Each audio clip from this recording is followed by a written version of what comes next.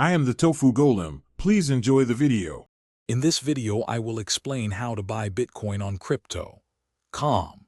First, you'll need to set up and verify your account. This involves providing an email, phone number, and completing identity verification. Once your account is ready, link a payment method such as a debit card or bank account.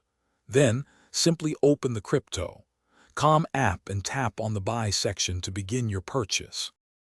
After entering the Buy section, select Bitcoin from the extensive list of available cryptocurrencies. Next, input the amount you wish to purchase, either in your local currency or directly in Bitcoin. The app will display the equivalent value.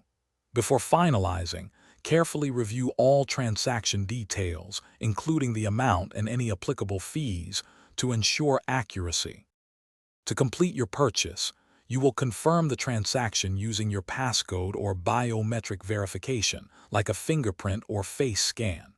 Be aware that Crypto.com may charge an administrative fee, which will be clearly shown on the trade preview screen.